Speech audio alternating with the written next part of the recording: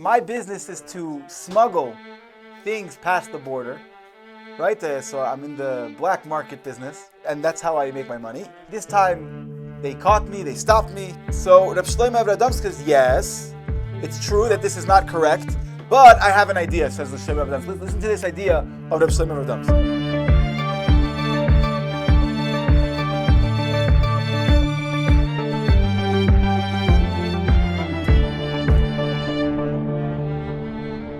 All right, good vach, everybody. This story is about two tzaddikim. The Tiferet Shlomo, Reb Shlomo of Radomsk, and Reb Chaim of Tzanz. And actually, the yard site of the Tiferet Shlomo is Chavtes Adar. So, it's an Adar story. Here goes the story. The Tiferet Shlomo was once sitting together with the Divrei Chaim, Reb Chaim of Tzanz. A certain Yid comes to them. He was a chassid of Reb Chaim of Tzanz. And he started crying out in front of his Rebbe, help me, Rebbe. So Reb Chaim of Tzanz asked this Yid, what happened? So he says, I'm mentioning my sins today. That's right. That's what Yosef HaTzadik said. Sorry, that's what the butler said to the king when he mentioned Yosef. Anyway, so he's right. So I'm mentioning my sins today. Says the chassid in a very bitterly. What happens? What do I do? My business is to smuggle things past the border, right? So I'm in the black market business. I smuggle stuff, and that's how I make my money. He said, "What are things? It's chayra, stuff that you're not allowed to take, or maybe you are, but you have to declare. Let's say, whatever it is, he took stuff illegally over the border, and this time they caught me, they stopped me." And they found my stuff, and they found everything I was smuggling. So now I have a court date, and I'm very, very scared of what might happen to me.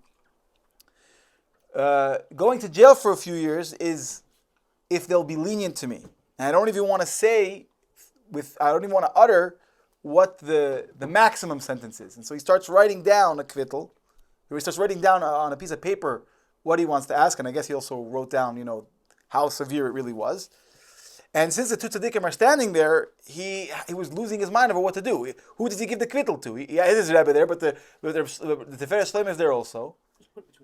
And he doesn't know what to do. So he decides he's just going to put it in front of them, between them on the table, and they're going to figure it out. And he puts it down, and he goes back.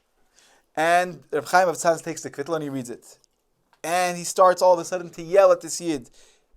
Why? He says, really, why did you do this? I want to understand how you can do such a thing, to take and smuggle merchandise. Is there not halacha dina the malchus dina that says that when the country that you're in, if they have a law, and the law is not going against Torah, you have to follow the law. How did you go ahead and go against the leisase? How were you over on what the Torah says? And the chassid obviously became white like snow.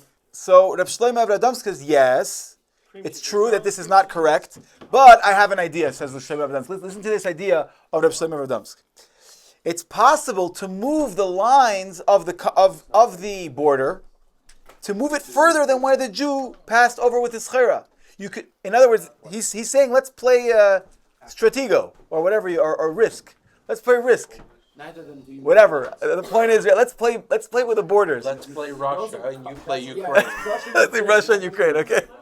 Let's move with the borders. Let's just move the line of the borders further than when the Jew went. And then it will turn out that the Jew never actually smuggled merchandise over the border. And then he was never ever on Dina Malchus Adina. So all of a sudden that Sanzer's face lights up and he says, that's a good idea. And they gave him a bracha, they let him go with a bracha that he'll be okay during the trial. So the day of the trial comes, and this guy comes to the courthouse, and they started the trial.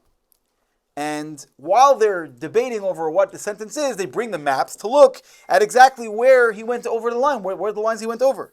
So, and the judges were surprised to see that the lines of the border weren't anywhere near where this Yid actually passed the border, and it's much, much further than where this Jew actually passed.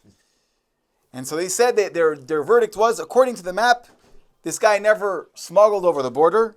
He didn't go over any, he didn't commit any crime. And so they said, Seder, you're free to go. And that's a story about how tzaddikim can play with the borders of countries. May we see that very soon, in the places that need it. One second. May we see such nisim in our lives. May we have iskashus to our Rebbe. May we not make the mistake to begin with. And may the Rebbe save us from all the things we need saving from. And may Hashem bring the Geula Shlema today. MITZVAH, everybody. Mashiach Dekavach.